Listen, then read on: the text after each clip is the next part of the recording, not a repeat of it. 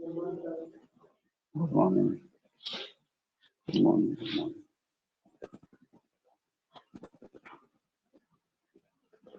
ठीक है, और देखो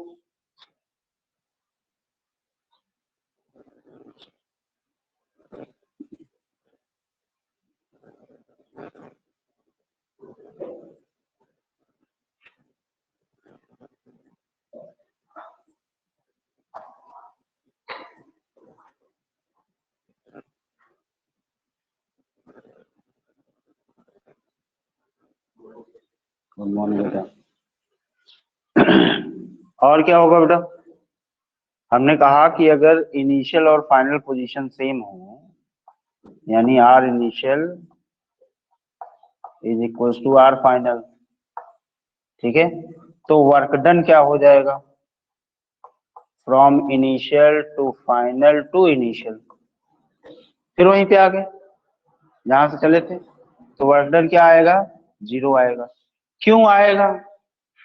क्यों आएगा वर्क डन 0? क्योंकि अपने को पता है कि जो फोर्स होगा वो कैसा होगा, या तो कांस्टेंट होगा, या फिर अगर वेरिएबल होगा भी तो एक्स का वेरिएबल एक्स डायरेक्शन में होगा, वाई का वेरिएबल वाई डायरेक्शन में होगा, और जेड का वेरिएबल जेड डायरेक्शन में होगा, है कि नहीं? तो उस टाइम पे अगर हमने कह दिया कि 1 से 1 तक जाने में डब्ल्यू वर्क करना पड़ रहा है, ठीक, तो जब 2 से 1 पे आओगे तो डिस्प्लेसमेंट जस्ट अपोजिट हो जाएगा, है कि नहीं? और वैसे भी देख लो, जैसे हमने कह दिया लिमिट जो है 0 से 0 ना, अब उसके बाद हमने इसको इंटीग्रेट करा एफ एक्स डी एक्स, है कि नहीं? या मान ले लिमिट ए से ए करो, थोड़ा ज्यादा समझ में आएगा। एफ एक्स डी एक्स, ऐसे अगर हमने इसको इंटीग्रेट करा, मान लो इसको इंटीग्रेशन के पश्चात इसका आ रहा है कैपिटल एफ एक्स, ठीक है।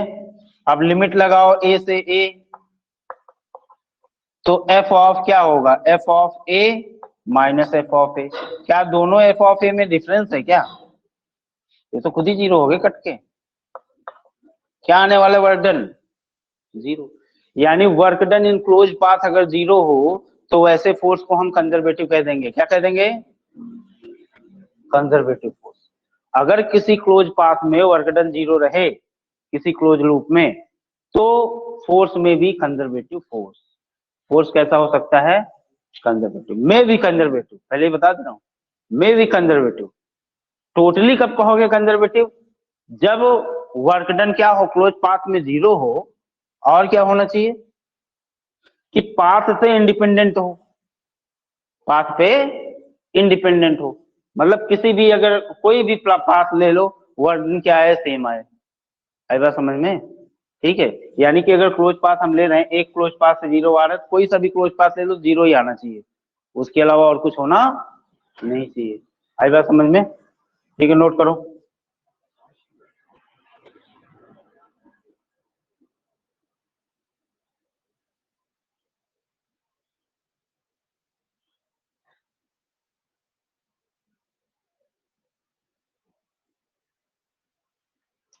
ठंडी नली लग रही है आयुष्मान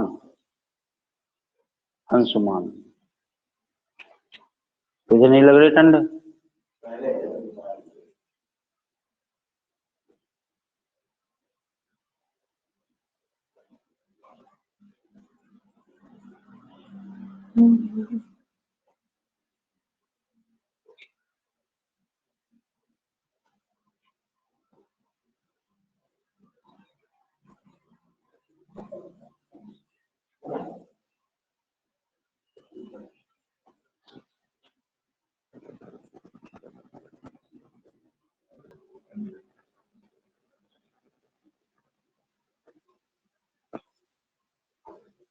देखो बेटा, स्प्रिंग फोर्स, अगर स्प्रिंग हो, है कि नहीं, अगर स्प्रिंग हो, स्प्रिंग कांस्टेंट के हो, ठीक, तो हमने कहा है कि work done bye spring force हमने निकाला हुआ है, कितना आता है? -12 के x final square minus x initial square आया था, बोलो, यही तो था। तो यहाँ पे अगर मैं वर्क डन निकालना चाहूं तो बताओ, क्या वर्क डन पाथ पे इंडिपेंडेंट था? इंडिपेंडेंट था ना। और देखो, अगर गोल गोल घूम जाओ, यानी कि एक्स इनिशियल और एक्स फाइनल दोनों हो जाए सेम, तो हम क्या कहेंगे? Work done bye spring force क्या हो जाएगा? Zero. Work done bye spring force क्या हो जाएगा? जीरो, है कि नहीं? फॉर एग्जाम्पल, जैसे देख, एक हमने ऐसे एक मास को ऐसे टांग दिया है, ठीक है बच्चे ना, टांगा हुआ है, ये टांगा था पहले। अब क्या किया, किसी पाजी लौंडे ने इसको नीचे थोड़ा सा खींचा, थोड़ा सा खींच के छोड़ दिया, तो ये क्या करेगा? कुछ देर ऐसे टप टप टप टप करेगा, है कि नहीं? उसके बाद फिर क्या होगा? धीरे धीरे धीरे धीरे रुक जाएगा हवा की वजह से। अगर मान लें ना भी रुकता हो, तो ये जितनी बार अपना ब्लॉक ऐसे नीचे जाएगा और नीचे जाके फिर यहाँ पहुंचेगा ना, तो जितनी बार यहाँ पे पहुंचेगा उतनी बार एक्स फाइनल बराबर एक्स इनिशियल की कंडीशन आएगी, है कि नहीं? पहले कुछ ना कुछ तो इसमें स्ट्रेच है, पहले अगर ऐसे टंगा हुआ है तो इसमें कुछ ना कुछ तो एलोंगेशन है, कुछ ना कुछ तो ये तना हुआ है स्प्रिंग, हल्की सी तो तनी होगी, जो भी तनी होगी, तो हम कहेंगे एक्स उस टाइम पे कुछ एक्स इनिशियल होगा ना। अब जब हम इसको ऐसे खींच के छोड़ेंगे, मान लीजिए हमने नीचे छोड़ा, तो ये फिर से ऊपर आना चाहेगा, आएगा तो जब यहाँ पहुंचेगा तो उस टाइम पे फिर से एक्स फाइनल भी क्या हो जाएगा? एक्स इनिशियल के बराबर। तो क्लोज पाथ में आप जितनी बार चलोगे उतनी बार क्या होगा? जीरो। तो ये भी एक कैसा फोर्स है? कंजर्वेटिव, इसको बताया भी था, है कि नहीं? आओ इसका देख लो, ग्रेविटेशन। वेट, वेट, अगर वेट हो किसी चीज का, सपोज दैट कि हमारे पास एक मास m है, उसको हम इस तरीके से चलाना चाहते हैं, ए बी सी डी, ये वाली लेंथ सपोज दैट ए है, ये वाली लेंथ है बी, ठीक है? तो जब आप, हमें निकालना है work done in moving A B C D A close path में, है कि नहीं? तो मैं क्या करूं? अलग अलग निकालूं। पहले मैं वर्क डन निकालूं कहां से कहां जाने में? ए से बी तक, ठीक। फिर मैं वर्क डन निकालूं कहां से कहां जाने में? बी से सी तक। फिर मैं वर्क डन निकालूं कहां से कहां जाने में? सी से डी तक। फिर वर्क डन निकाल लूं कहां से कहां? डी से ए तक, है कि नहीं? अच्छा ध्यान से देखो, तो work done in moving A to B is equal to zero. बोलो, क्योंकि बेटा वो mg जो है, वो जो फोर्स है वो तो नीचे ही लगेगा ना, इधर की तरफ लगेगा। mg हमेशा नीचे की ओर, डाउनवर्ड डायरेक्शन में। वर्क डन बाई mg तो कैलकुलेट करना हमें। वेट क्या है? वेट तो mg ही होता है।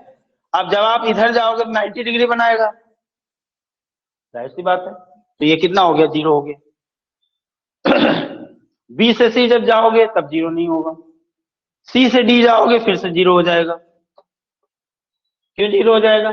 जब यहां से यहां जाओगे तो आप जा इधर रहे हो, जबकि वेट इधर लग रहा है नीचे, है कि नहीं? बोलो। चलो, अब हम बी से सी और डी से ए देखते हैं। बी से सी जब जाओगे बच्चे, तो आप जा रहे हो ऊपर, किधर जा रहे हो? और वो फोर्स लग रहा है नीचे, तो हम कहेंगे माइनस mg इंटू बी। क्यों माइनस mg इंटू बी? या कह दो mg into B into cos 180, कोई दिक्कत नहीं ना। यहां देखो, जब आप डी से ए जा रहे हो तो mg नीचे की ओर और डिस्प्लेसमेंट भी नीचे की ओर, है कि नहीं? तो ये क्या हो जाएगा? Plus mg into B into cos zero. अब आप जानते हो ये दोनों मिला के फिर से जीरो हो जाएंगे। क्यों? क्योंकि cos 180 की वैल्यू -1 होती है और cos 0 की वैल्यू +1 होती है, ठीक है? तो फिर से ये जीरो आ गया। तो वेट का हमने एक दिन दिखाया था आपको करके कि पाथ से इंडिपेंडेंट होता है ना। यहाँ पे भी अगर क्लोज पाथ लोगे तो क्या आएगा? जीरो आएगा। तो ये स्प्रिंग हो गया, वेट हो गया, ऐसे और भी कोई भी फोर्स होंगे जो कि पाथ पे इंडिपेंडेंट हो और क्लोज पाथ में वर्क डन क्या हो, 0 हो, तो वो कैसे फोर्स है अपने, कंजर्वेटिव इन नेचर है। कैसे है सुधांशु? Conservative in nature. हाँ बहुत बढ़िया, ठीक है, नोट करो।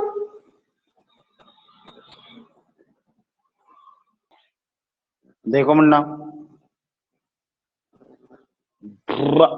जब भी कंजर्वेटिव फोर्स रहे तब तब आप जो है ना, यदा यदा ही धर्मस्य, तो ज्यादा ज्यादा जो है, यदा यदा जो है कंजर्वेटिव फोर्स आए, तब तब जो है हम क्या करते हैं, कंजर्वेटिव फील्ड चुनते हैं। क्या चुनते हैं?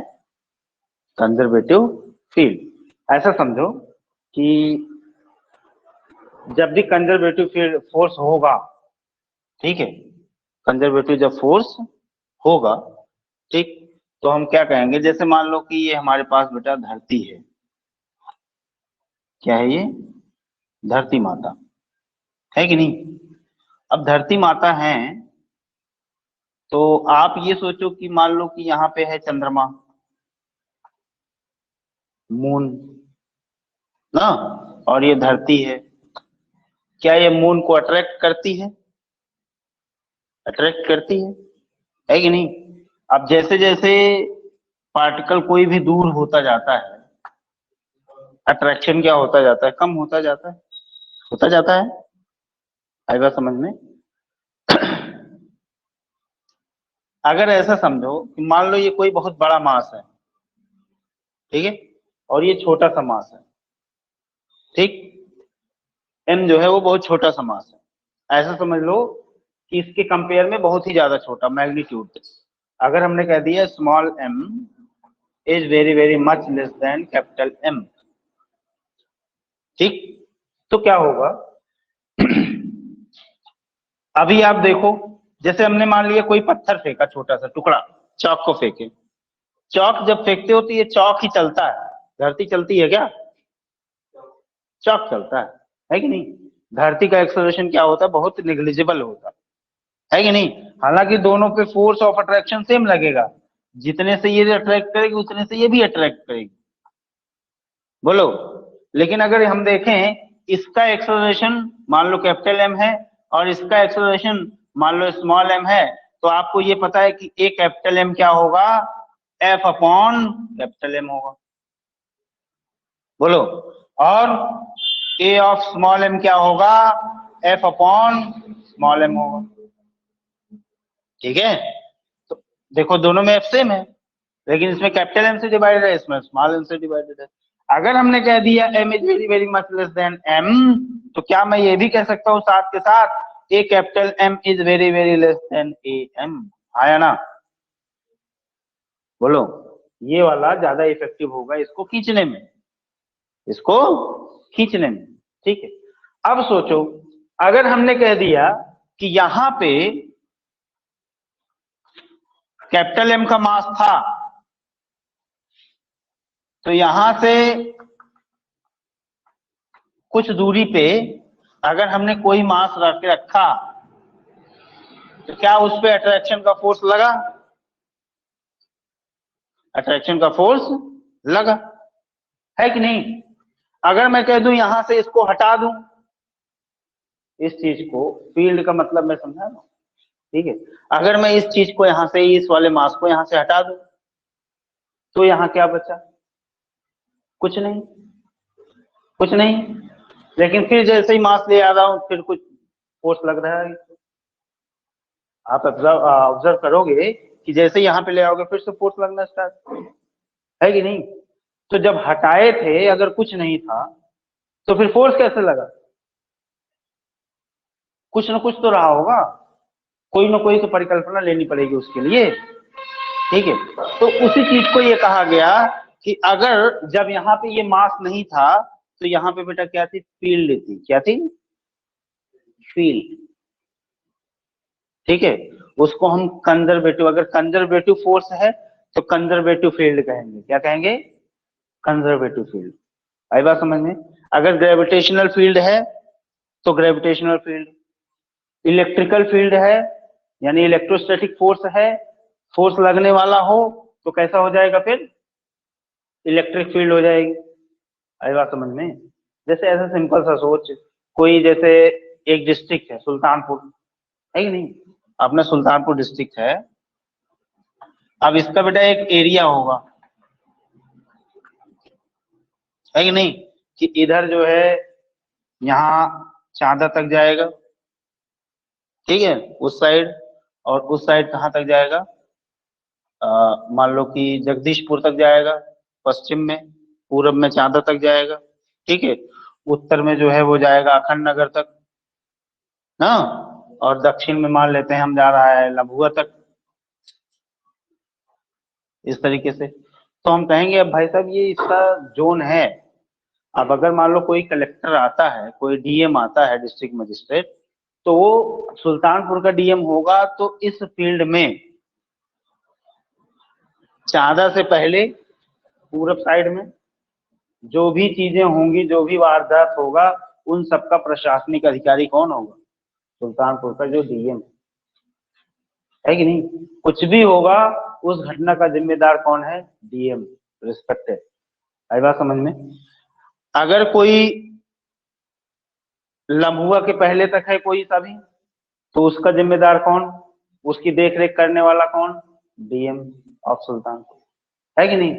अब आप मान लो कि चांदा से आगे भाग गए, तो क्या इनका अधिकार खत्म है आपके ऊपर? अगर आप चांदा से बाहर चले गए तब क्या ये देख रेख करेंगे क्या? अगर मान लो कोई चीज होती है, कोई घटना होती है, वो चांदा के बाद होती है, जाके ढकवा में होती है ना, तब तो इनका कोई क्षेत्र तो रह नहीं गया, फिर इसके लिए ये जिम्मेदार क्यों होंगे? आई बात समझ में? वैसे डीएम के पास इतनी पावर होती कि अपने डिस्ट्रिक्ट में जो चाह ले वो होगा। अगर वो चाह लेगा कि यहाँ पे मुख्यमंत्री या प्रधानमंत्री के, जैसे मान लो कभी स्पीच वगैरह कुछ हो नहीं रही ना, इतनी पावर होती बेटा कि अगर वो मना कर दे तो नहीं आ सकते, पूरी सुरक्षक गारंटी उसी की होती है, सबसे बड़ा अधिकारी होता है वो, जो चाहेगा प्रशासनिक अधिकारी वही है सबसे बड़ा। तो उसी तरीके से बेटा कि कोई भी फोर्स हो, जैसे यहाँ पे डीएम की पावर थी, ऐसे ही कोई भी फोर्स हो, कंजर्वेटिव फोर्स, तो उसके चारों तरफ कोई ना कोई ऑब्जेक्ट हो, उसके चारों तरफ एक रीजन बन जाता है, ठीक है, उसका एक रीजन होता है कि उस रीजन में जब आप रहोगे तभी आप पे वो रिस्पेक्टिव फोर्स लगेगा, उसी को, उस फील्ड को, उस रीजन को हम क्या कहते हैं, कंजर्वेटिव फील्ड। क्या कहते हैं, कंजर्वेटिव फील्ड, ठीक है। अच्छा, और क्या है इसमें खासियत क्या है, अगर मान लो कंजर्वेटिव फील्ड हो गई, बहुत बढ़िया, चलो अच्छी बात है, ठीक है, कंजर्वेटिव फील्ड हो गई तो क्या खास बात है, कंजर्वेटिव फील्ड हो गई, इसका मतलब है कि जब हम इनिशियल से फाइनल पे जाएंगे, ठीक है, एक जगह से, अगर मान लो ये कंजर्वेटिव फील्ड में 2 पॉइंट्स हैं, 2 पॉइंट्स हैं जो कि कहां पे हैं, कंजर्वेटिव फील्ड में है, ठीक। तो कंजर्वेटिव फील्ड में अगर 2 पॉइंट्स हैं,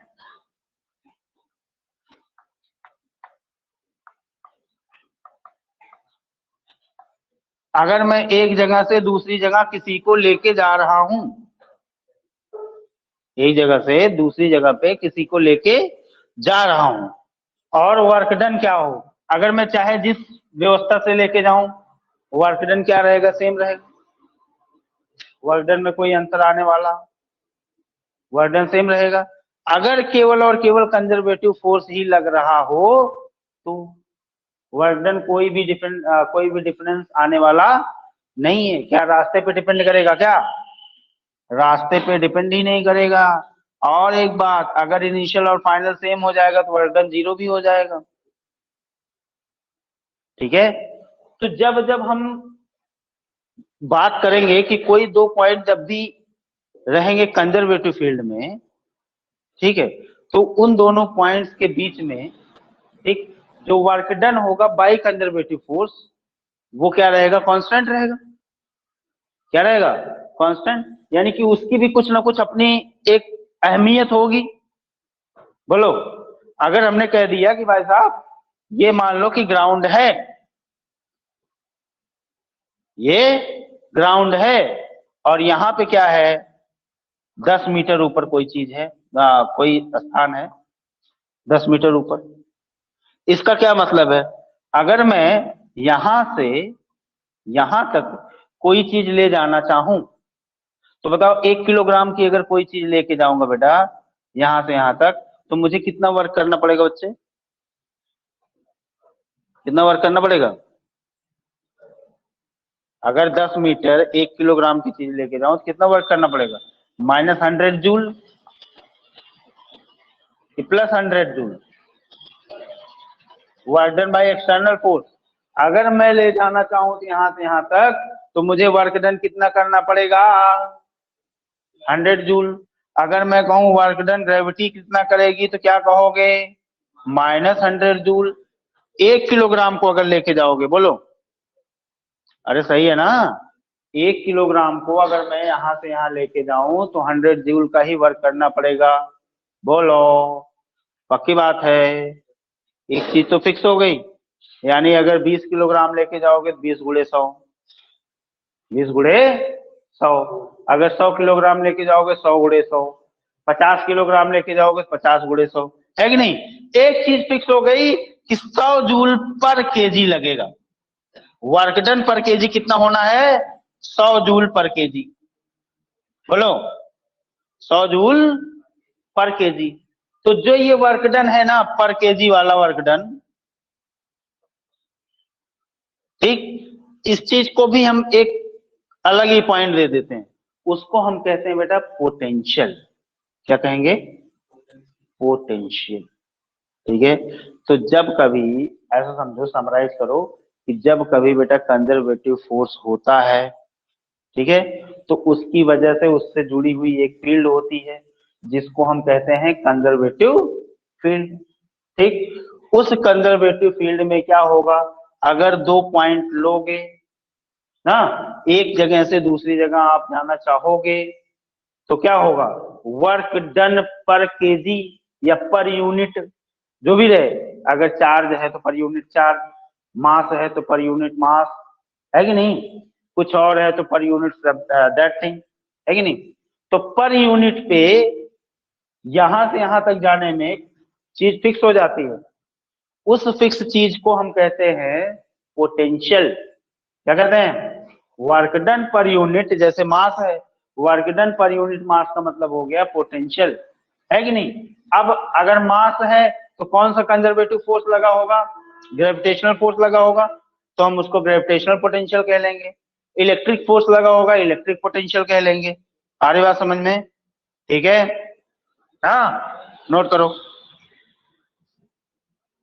लिखो फिर इसको ढंग से।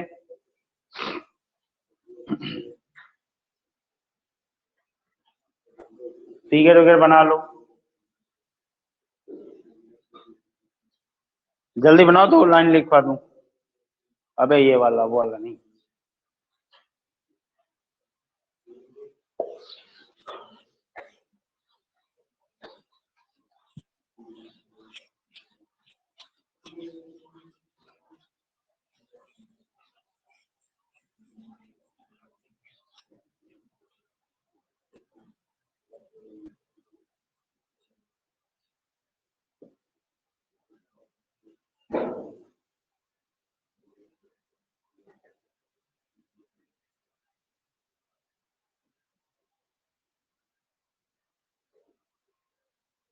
ये कब से गायब हुआ?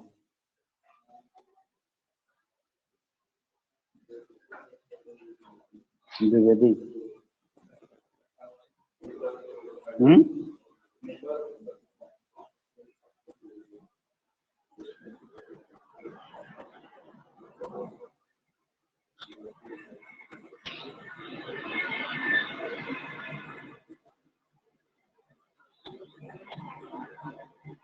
अभी कोई ना कोई बहुत तगड़ा बहाना बताएगा।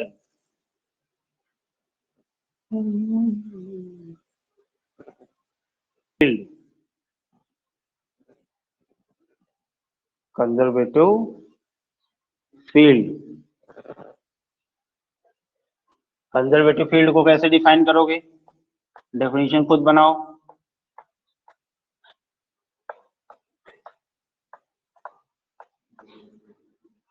वो रीजन, ठीक है, वो reason, that reason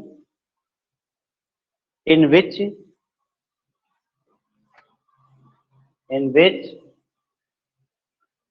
effect of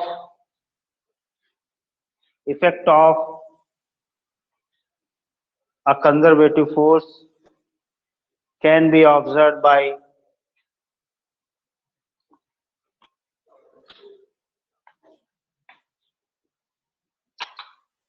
others, can be observed by others is known as conservative field। ठीक है बेटा ना। अब देखो ऐसे, देखो फील्ड को ऐसे कैसे डिफाइन करते हैं, इसको बेटा डिफाइन कर लिया जाता है कभी कभी E इज इक्वल टू क्या होगा, conservative force per unit something. जैसे अगर मान लो हमने कह दिया ग्रेविटेशनल फोर्स है, ठीक है, तो आप क्या कहोगे, ग्रेविटेशनल फोर्स पर यूनिट मास, तो ये हो गई gravitational field. Gravitational force per unit mass को क्या कहेंगे, ग्रेविटेशनल फील्ड। आई बात समझ में, ठीक है। अगर हमने कह दिया इलेक्ट्रिक फील्ड, इसको कहेंगे electric force per unit charge, ये क्या हो गई, इलेक्ट्रिक फील्ड। आई बात समझ में, ठीक है। तो ये क्या है, अगर हम कहें gravitational force per unit charge, तो ये हो गई ग्रेविटेशनल फील्ड।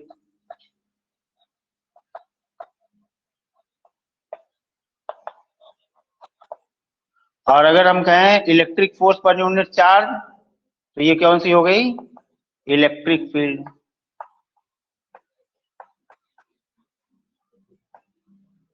ठीक है। अच्छा ये तो हम अभी कंजर्वेटिव फील्ड ही पढ़ रहे हैं, हाँ। नॉट कंजर्वेटिव फोर्स की वजह से भी जो फील्ड होगी उसको क्या कहेंगे, नॉन कंजर्वेटिव फील्ड। कौन सी, लेकिन उसके बारे में हमें बहुत ज्यादा अध्ययन अभी इस लेवल पे नहीं करना है, उसके बारे में हमें अध्ययन, हमारे पास केवल कौन सी है, कंजर्वेटिव फील्ड। कौन सी, कंजर्वेटिव। वो भी कंजर्वेटिव फील्ड में खास करके दो फील्ड्स हैं, एक तो ग्रेविटेशनल फील्ड और एक है इलेक्ट्रिक फील्ड। इन्हीं दोनों के बारे में अपने को केवल पढ़ना है, ठीक है।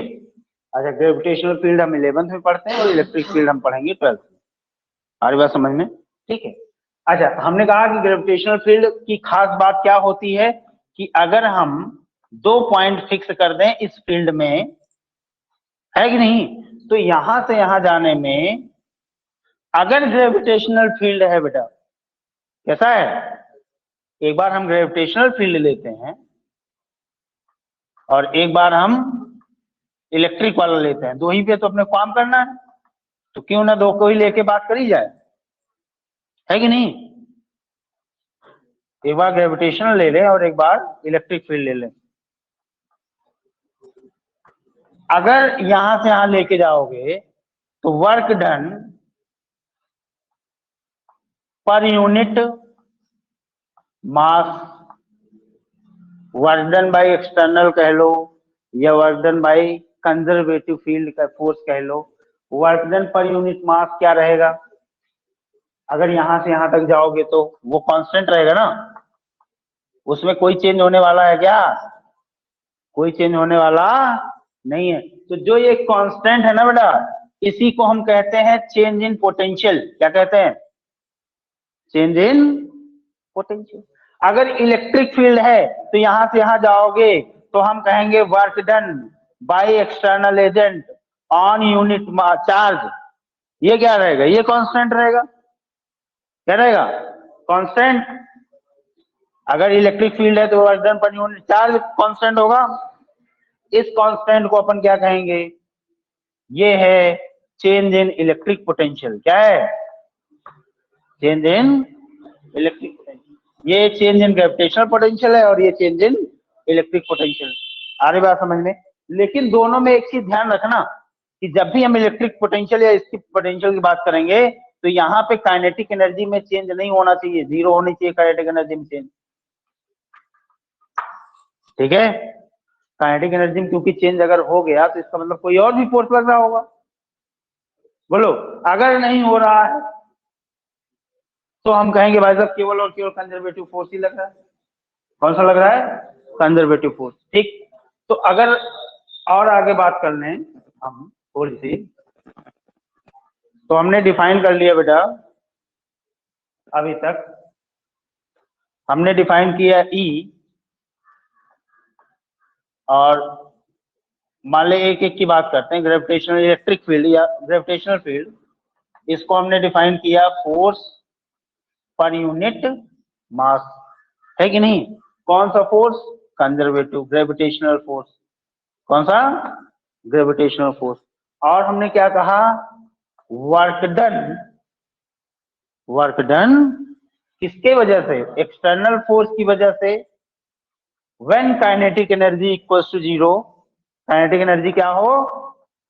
Change in kinetic energy equals to zero हो, उस टाइम पे work done by conservative force per unit mass को हमने डिफाइन किया चेंज इन पोटेंशियल। क्या डिफाइन किया? Change in potential. आई बात समझ में? तो अगर मैं ध्यान से कहूं तो ये क्या है? Work done by external force per unit मास। अगर मैं कहूं work done by external force when kinetic energy में चेंज जीरो, तो आपको मैंने बताया था कि वो होती है पोटेंशियल एनर्जी। कौन सी एनर्जी? पोटेंशियल एनर्जी होती है ना।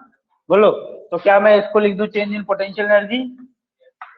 Change in potential energy divided by m is equals to क्या है? डेल्टा v, है कि नहीं? क्या मैं इसी चीज को और भी लिखा जा सकता है? कैसे? Work done by conservative force का निगेटिव, अरे भाई, divided by m is equals to क्या होगा? डेल्टा v, है कि नहीं? तो हम कई सारे बना सकते हैं। तो डेल्टा v अगर हम कहें इसके लिए लिखना हो तुम्हें, तो क्या लिखोगे?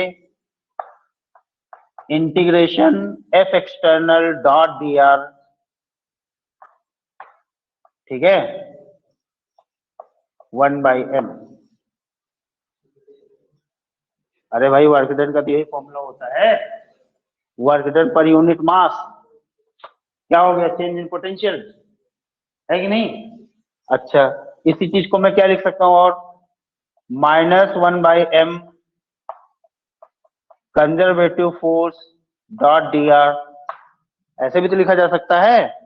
देखो m कांस्टेंट है तो इसको अंदर भी ले जाया जा सकता है, कोई दिक्कत नहीं है। ठीक है, तो इसको और क्या लिख सकते हैं? -fc/m। What is fc/m? eg, है कि नहीं? fc/m क्या है? eg। या मैं अगर डायरेक्ट लिखूं, केवल e लिख देता हूं डॉट डी आर, तो कोई दिक्कत है?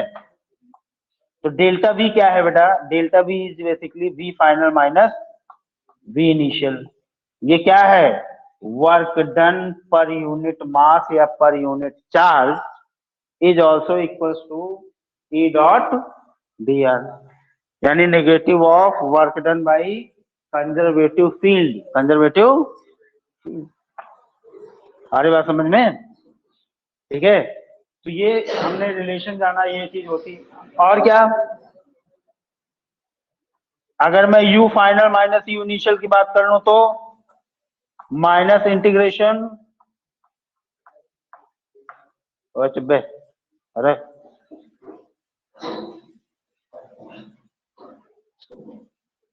अभी बकायदा गले मिल लिए थोड़ी देर में, हैं?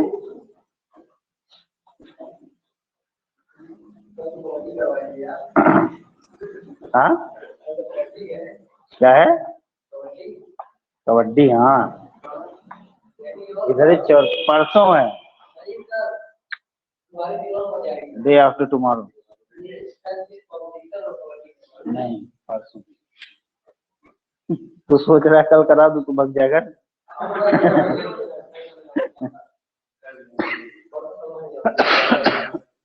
कल, अबे रुक जा।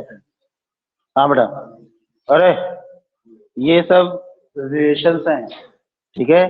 डेल्टा v को हम इसी से इस तरीके से रिलेट कर सकते हैं, डेल्टा u यानी चेंज इन पोटेंशियल एनर्जी तो इस तरीके से रिलेट कर सकते हैं। ठीक है, कभी भी ये ध्यान देना कि तुमसे जैसे बाद में पूछा जाएगा व्हाट इज पोटेंशियल, ठीक, तो कभी भी बेटा हम पोटेंशियल नहीं डिफाइन करते, हम क्या डिफाइन करते हैं, चेंज इन पोटेंशियल। क्या डिफाइन किया हमने, change in potential. Change in potential को कैसे डिफाइन किया है, work done by negative of work done by conservative force per unit mass, work done by conservative force per unit mass when change in kinetic energy zero, condition लगा के, है कि नहीं। ठीक है, अगर सोच इसका उल्टा मैं अगर डिफाइन करना चाहूं, देखो अगर मैं ये कहता कि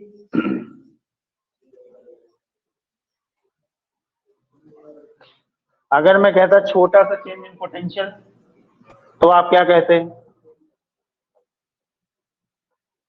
minus E D R conservative force into D R vector, है कि नहीं। तो अगर मैं ई कभी निकालना चाहूं तो ई को आप कैसे निकालोगे, ई इज इक्वल टू क्या होगा बेटा, ये होगा D B upon D R, बोलो। यानी कि अगर v को इंटीग्रेट डिफरेंशिएट करोगे तो क्या मिलेगा, ई, और अगर ई को इंटीग्रेट करोगे तो क्या मिलेगा, डेल्टा वी, है कि नहीं। अरे वही वाला, वेलोसिटी को जब इंटीग्रेट करते हैं तो क्या मिलता है, डिस्प्लेसमेंट, और डिस्प्लेसमेंट को डिफरेंशिएट करते हैं क्या मिलता है, वेलोसिटी। सारी बात समझ में, ठीक है। यानी जब फोर्स को इंटीग्रेट करोगे, यहाँ पे और क्या लिख सकते हो, अगर हम डी यू लिखें तो डी यू बराबर minus F C D R, है कि नहीं। यानी F C is equal to क्या होगा, minus D U by D are. यानी पोटेंशियल एनर्जी को जब हम डिफरेंशिएट करेंगे, पोटेंशियल एनर्जी को डिफरेंशिएट करेंगे तो अपने को क्या मिलेगा बेटा, कंजर्वेटिव फोर्स। कौन सा फोर्स, और जब हम कंजर्वेटिव फोर्स को इंटीग्रेट करेंगे तो अपने को क्या मिलेगा, change in potential energy, change in potential energy. Note it down.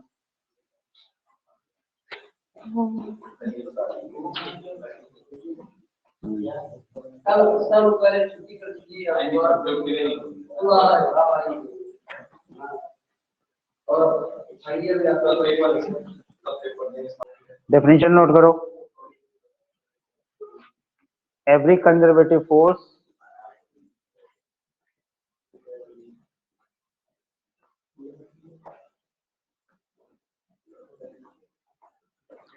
have a conservative field,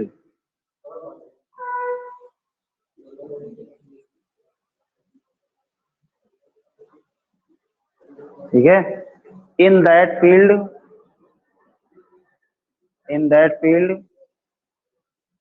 work done by conservative force, sorry, negative of work done by conservative force per unit mass or charge,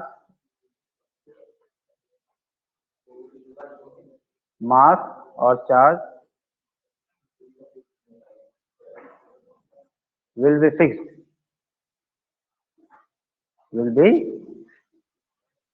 fixed, ठीक है बेटा। अब देख, अब दो तरीके के दो पोटेंशियल तुम्हें बताए जाएंगे, ठीक है। जब आप आगे जाओगे तो दो पोटेंशियल बताए जाएंगे रटने के लिए।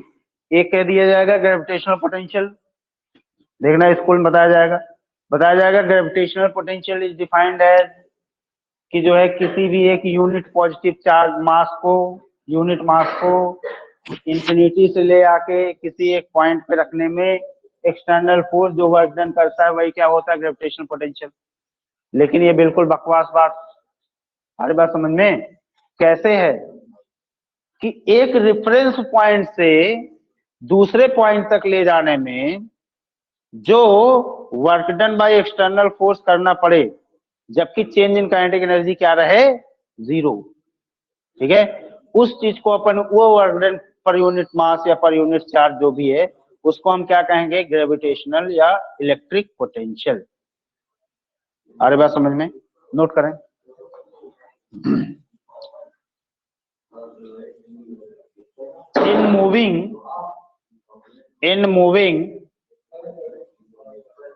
in moving a unit mass in moving a unit mass.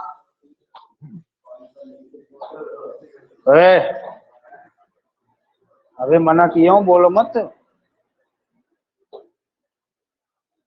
Unit mass और चार्ज, मना किया हो ना अभी।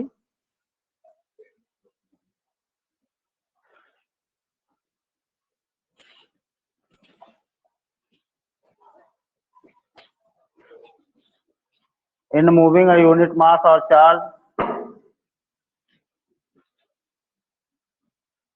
in conservative field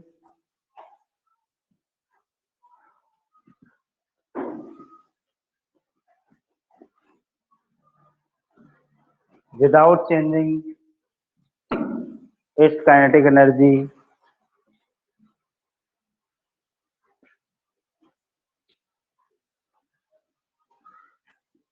without changing its kinetic energy,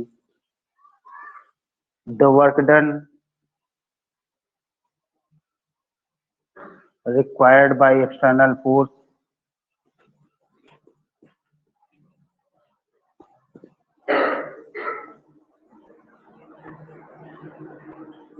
is known as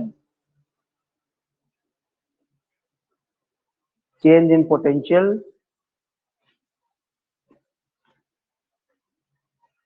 between initial and final position. Change in potential between initial and final position.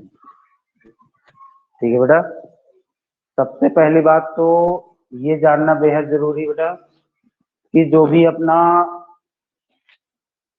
Field है उसकी वजह से जो पोटेंशियल है, कभी भी हम डायरेक्ट पोटेंशियल को नहीं डिफाइन करते। हम डायरेक्ट पोटेंशियल डिफाइन करते हैं क्या? हम चेंज इन पोटेंशियल डिफाइन करेंगे। क्या डिफाइन करेंगे? Change in potential. ठीक है, या अगर मान लो कभी डायरेक्ट पोटेंशियल आपने डिफाइन भी किया तो आप एक रेफरेंस पॉइंट मानोगे, एक कोई रेफरेंस पोजीशन लोगे, कह दोगे कि यहाँ पे रेफरेंस है। जैसे आपने बचपन में पढ़ा होगा 9th क्लास में कि हम ग्राउंड पे क्या मान लेते हैं? पोटेंशियल एनर्जी जीरो मानते हो ना? पोटेंशियल एनर्जी ग्राउंड पे क्या मानते हो? 9th क्लास में जब हमने सवाल लगाया था पोटेंशियल एनर्जी जीरो, ग्राउंड पे क्या माने थे? जीरो।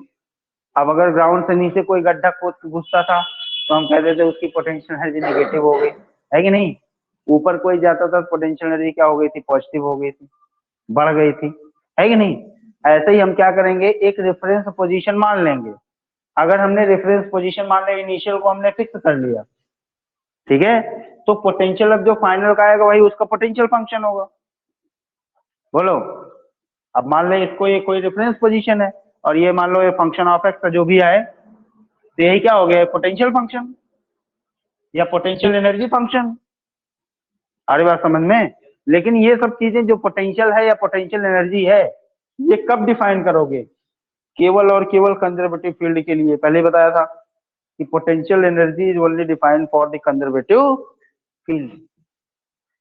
आ रही बात समझ में? ठीक है, तो ये चीजें हमेशा ध्यान रखें। अच्छा, जब यहाँ पे हम न्यूमेरिकल लगाएंगे, न्यूमेरिकल, अब इससे न्यूमेरिकल बचे हैं, सारा काम हो गया है तुम्हारा, ठीक है।